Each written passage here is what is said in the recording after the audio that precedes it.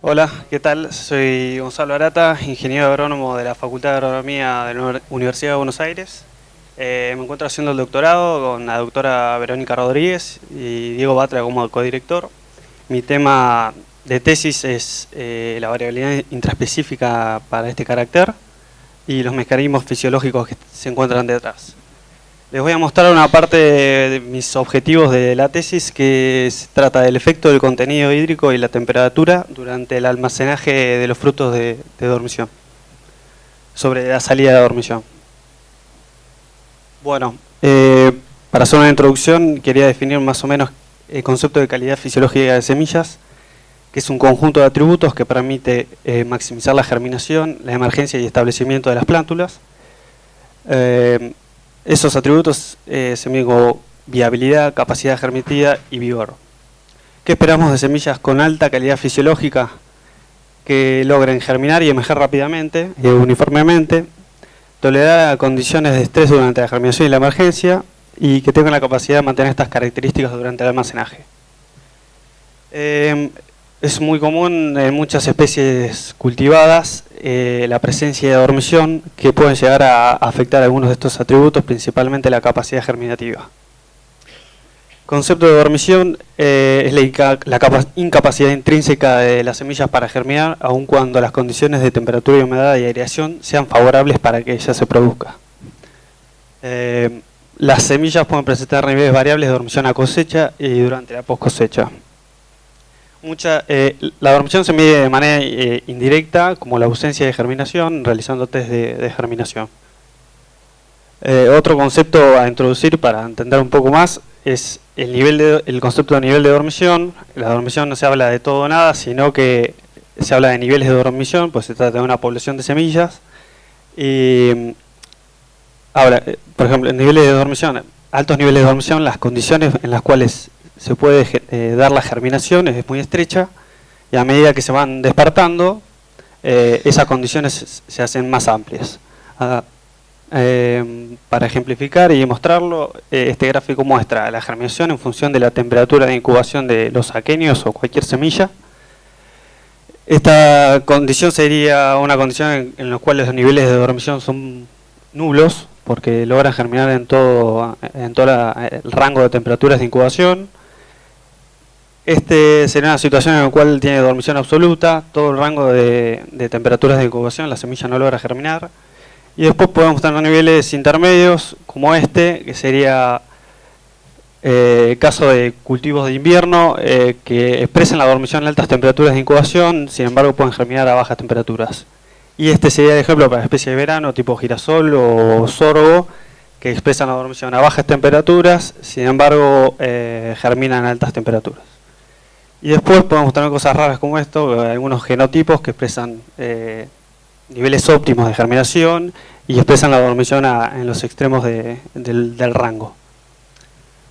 El concepto de dormición fisiológica de girasol es un bloqueo interno, como hemos dicho, de origen hormonal. Las semillas de girasol, como lo dije, pueden presentar altos niveles de dormición primaria, que es aquella que se adquiere durante el desarrollo de la planta, y se atenúa durante la postmaduración en seco. Los niveles, digamos, la velocidad o la dinámica en que estos aquenios puede variar mucho con los genotipos, con los ambientes, con el ambiente de almacenaje, que es lo que voy a decir más adelante. La dormición se puede clasificar asociándola en función de las estructuras del fruto que lo componen, en dormición embrionaria o impuesta por las cubiertas. La dormición embrionaria sería aislar el embrión de las cubiertas que componen la semilla o el fruto, y ese embrión lo logra germinar.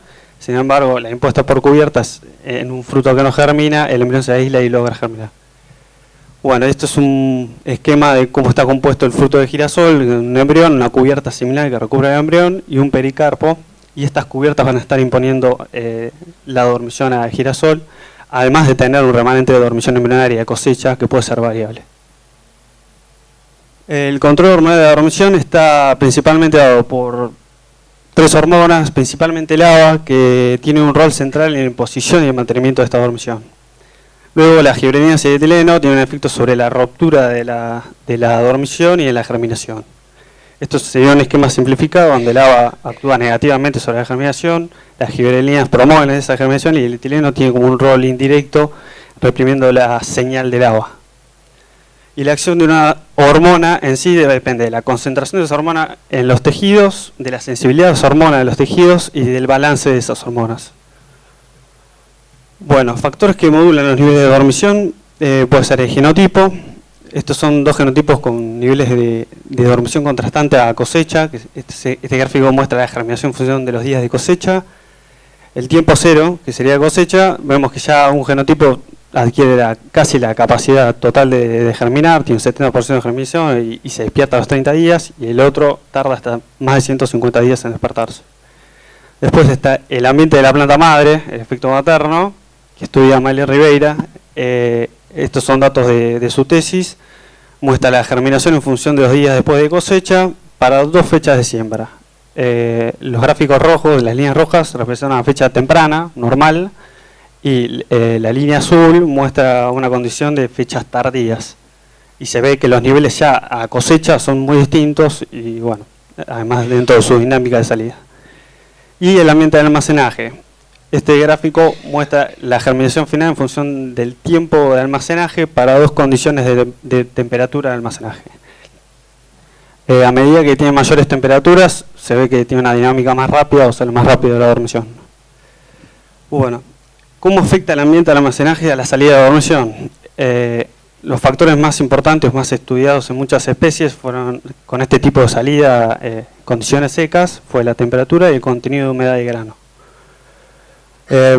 Dentro de la temperatura, muchas especies, hay un modelo general donde mayores temperaturas promueven la tasa de salida de la dormición, pero para el caso de girasol la bibliografía es bastante contradictoria, encontrando situaciones donde salen a bajas temperaturas de almacenaje, situaciones donde no tiene ningún tipo de efecto, y un trabajo del equipo, digamos, de Vero Rodríguez y Diego del año pasado. Ellos habían visto el efecto de la temperatura de almacenaje en 2 materiales cultivados, creo que son una empresa, una línea y un híbrido, y veían, los llevaban toda la misma humedad inicial y los ponían a distintas temperaturas, 25, que son los puntos negros, y 5 grados. Esto se realizó durante 2 años. El gráfico superior muestra la germinación de aquenios en función de los días de almacenaje, mostrando una mayor tasa de salida cuando la semilla se almacenaba a 25 grados. El segundo año, lo que se evidenció que al explorar otro ambiente, los niveles de dormición ya a cosecha eran distintos, o sea, tenían mayores niveles de germinación, menores niveles de dormición, y el efecto del almacenaje no se vio. Sin embargo, cuando los aquenios se ponían a incubar a 10 grados, que es una temperatura donde se expresa la dormición en este tipo de girasol, la tasa de salida era igual que habíamos visto el año pasado, era mayor a 25 grados.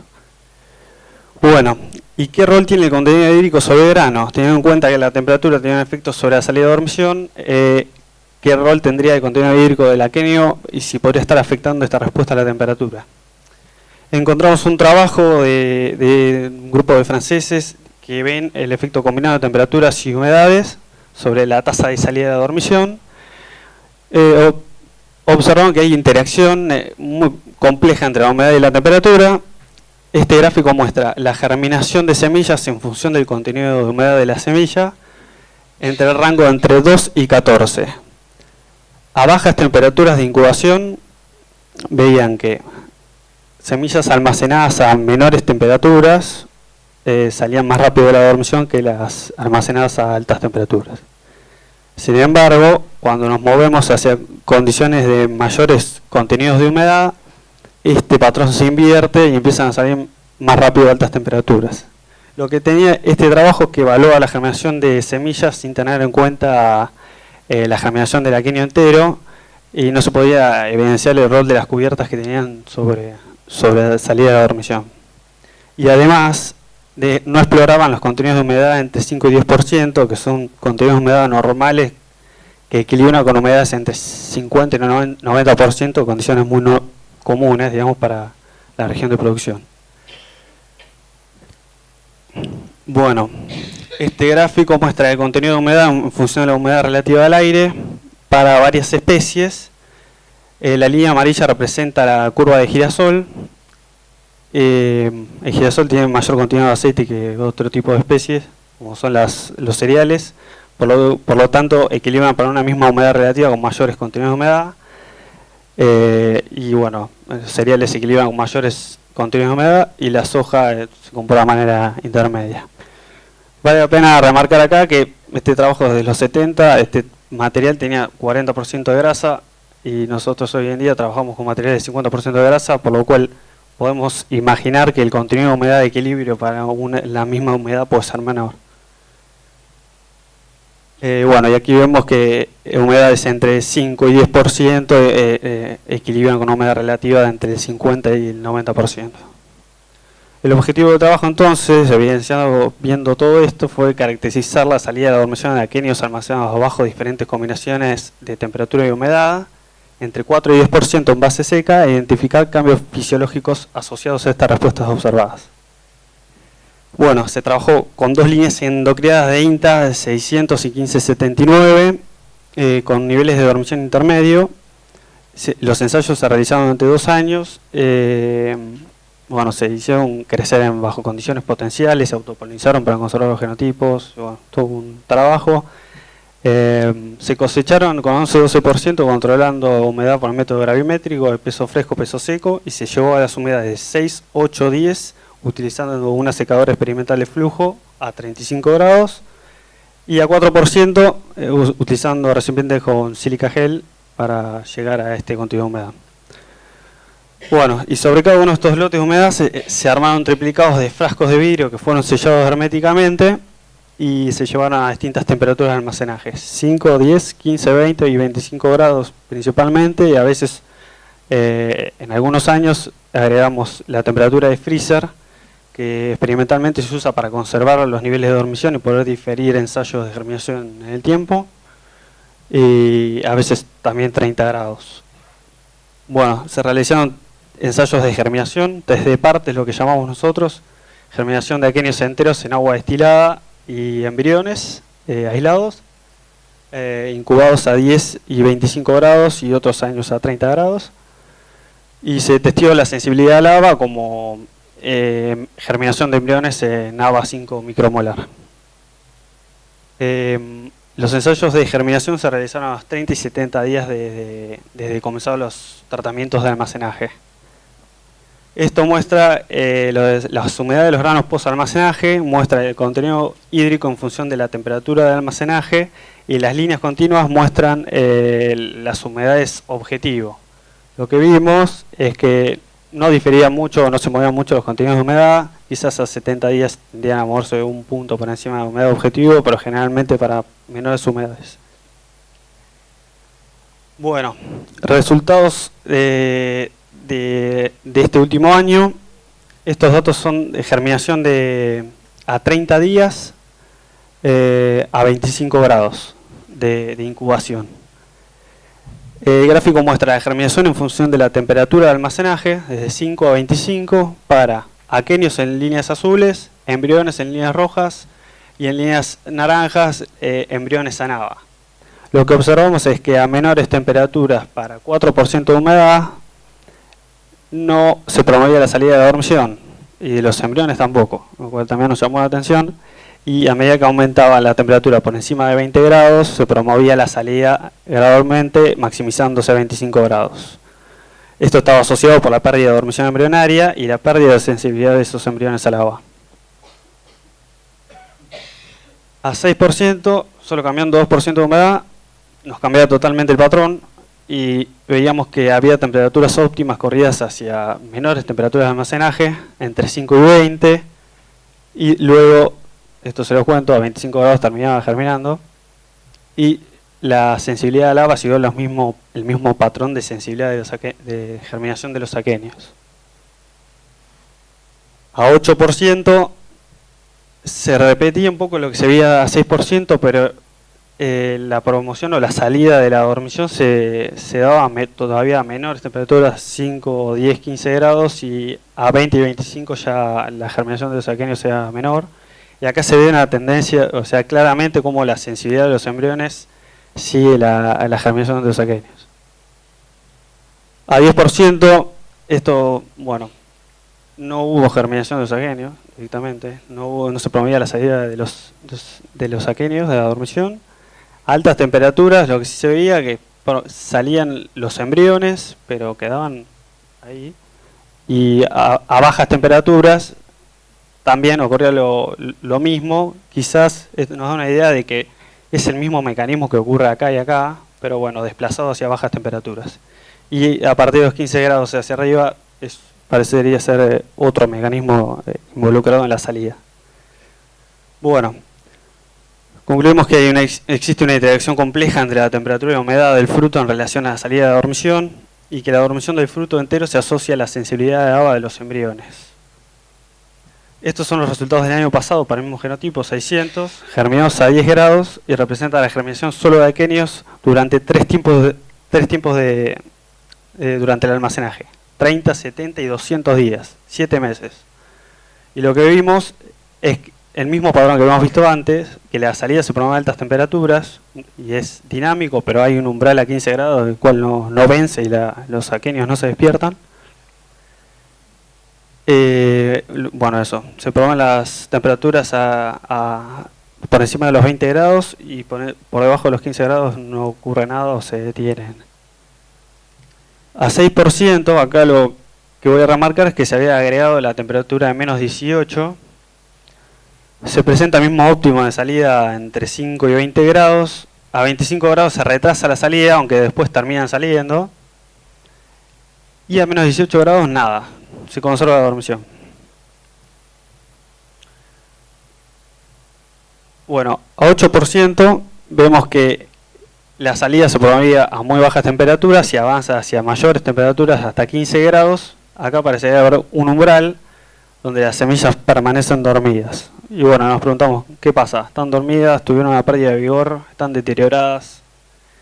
Y lo que hicimos fue, las semillas germinadas en la placa se transfirieron a placas, a bandejitas con agua, a luz constante en una cámara de temperatura controlada, y se observaron el estado de las plántulas. No parecería haber ningún tipo de signo de deterioro o pérdida de vigor.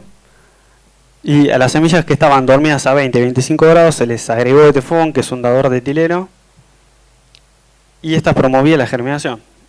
Y lo mismo, veíamos que esas plántulas germinadas con etileno no tenían ningún signo de deterioro. A 25 grados hicimos lo mismo, agregamos etileno, se promovía la germinación y se empezaba a ver algún tipo de anomalía sobre las plántulas. Entonces acá empezamos a pensar, decir, bueno, quizás se están superponiendo los eventos de salida de dormición con el deterioro de las semillas. A 10% parecería ocurrir lo de antes, pero exacerbado. A bajas temperaturas de menos 18 se termina promoviendo la salida de dormición. Sin embargo, a 5, 10, 15, 20, 25, nada, está todo dormido. Y realizamos los mismos ensayos. En 5, 10 y 15, agregados de etefón promovían la germinación. El estado de las plántulas no evidenciaba ningún tipo de deterioro, pérdida de vigor. Sin embargo, a 20, 25 y 30 grados se promovía la germinación, pero empezaba a presentar anormalidades. Y esto lo vimos o lo evidenciamos porque hicimos test de conductividad eléctrica y de T-bars, que lo que hace conductividad eléctrica mide la interioridad de las membranas una vez que se reembeben, y T-bars es un método un poco más fino que lo que hace mide la peroxidación de lípidos. Y nada, estos valores se disparaban en estas condiciones de alta humedad y alta temperatura. Bueno, ya terminamos. El contenido hídrico de la semilla, como conclusión, afecta la respuesta a la temperatura de almacenaje. La tasa de salida de dormición con humedades entre 4 y 5% se promueve a mayores temperaturas de almacenaje. Con humedades entre 6 y 10%, menores temperaturas de almacenaje son las que promueven esa tasa de salida de dormición. La salida de dormición de los frutos se asocia con la pérdida de sensibilidad de los embriones al agua y nos quedaría por desarrollar o pensar o dilucidar qué cambios bioquímicos ocurren durante el almacenaje y si estos cambios afectan la respuesta al agua en la semilla embebida y su nivel de dormición. Recordemos que una semilla seca tiene el metabolismo totalmente disminuido, no hay actividad enzimática, hay algunos trabajos que muestran que la actividad enzimática es parcial, principalmente actividad fermentativa, y hay otros trabajos que directamente se enfocan sobre vías no enzimáticas como especies reactivas de oxígeno. Bueno, nada, nos queda y seguiremos trabajando con eso y desarrollar modelos predictivos sobre teniendo en cuenta estos dos contenidos de humedad y temperatura sobre la salida de dormición. Bueno, eso es todo, espero que hayan entendido algo y que les haya gustado.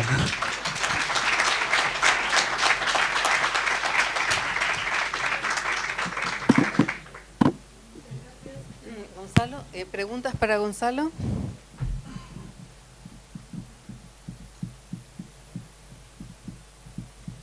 Podemos aprovechar si hay preguntas para Nicolás estos últimos minutos. Quédate por ahí, surge alguna pregunta para vos. ¿Preguntas para Nicolás? Para aprovechar este último tiempo de la charla. Bueno.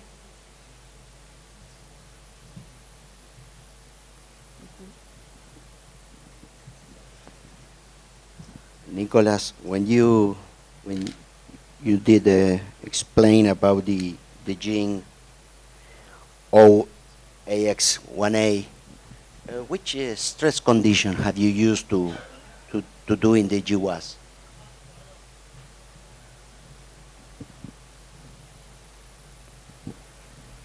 There was, to identify this locus in the GWAS, we didn't have a stress condition. It was in the field without irrigation. And so with the crop model, we characterized the level of drought stress in every trial. And here there was 14 trials where we characterized the drought stress. And this is really the slope of the yield as a response to the drought stress that was used. So it's not for this original characterization, we didn't really implement a stress, we just described the natural stress. And after on the platform, we have at flowering we stop watering and we keep during 6 or 7 weeks the level of water at 20%, 20% of available water in the pot for 7 weeks, and so we have the impact on the yield. This is how we do it.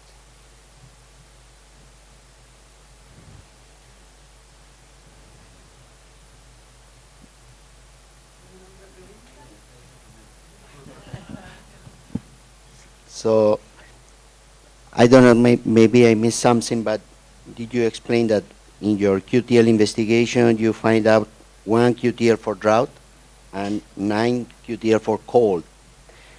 And my question is, when we talk about drought, is not heat tolerance, in fact? Did you investigate heat tolerance? Well, it's in France. Actually, there is not very often really heat waves, and although last week, but we know. So on the trials, we checked it. In this one that we I described, there was no significant heat wave. On the other population and the other trials. Specifically in Romania, we could see that there was a lot of heat. The temperature are usually very high during summer in Romania. And this was problematic because we had a very few environments with heat stress. So and this was of course also combined with a drought. So we decided to discard heat stress in our study, because basically there were very few environments where there was a significant heat stress. So we considered, we removed it in the study because of this. It's not, it's a trade-off. But so we don't have much information and tolerance for heat stress. We didn't produce anything on this. only cold and drought, and the combination of nitrogen and drought stress.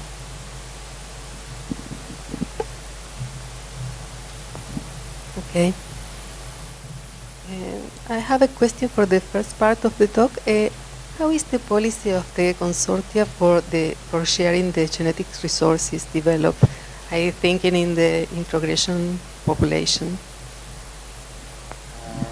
Well, this genetic material belongs to everyone, so it's not because one for the allelic diversity platform, the introgression line, one partner is developing a part of it, but at the end, everyone owns the same level of everything.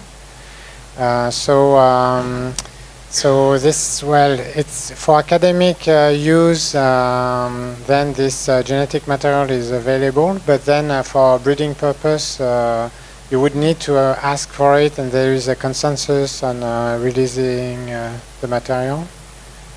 This is, yeah, it's a kind of a in between.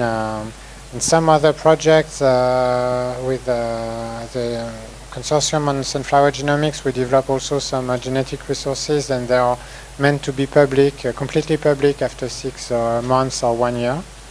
This is not really the case here. It's a bit more protected.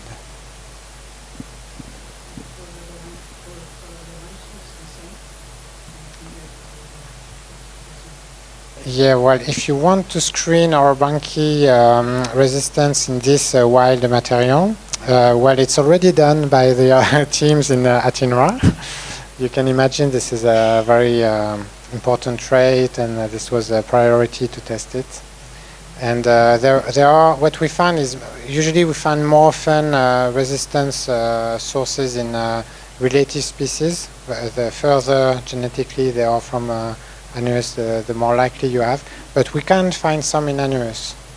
So it's worth, I think it's worth, because afterwards it's much easier to breed, to have and with this kind of resource you can select directly the line that has a small piece of a wild genome, and so I think it's still worth to screen wild Anuus, even though you would have maybe, I don't know, 10% of the wild Anuus that could bring some resistance gene, whereas if you take like Praexus, any other Debilis or any other wild, you would very likely to have each time some resistance, but then it's difficult to introgress. So I think Anuus is good for this, but it's already done, and I'm not sure the private partners would be really keen on letting that.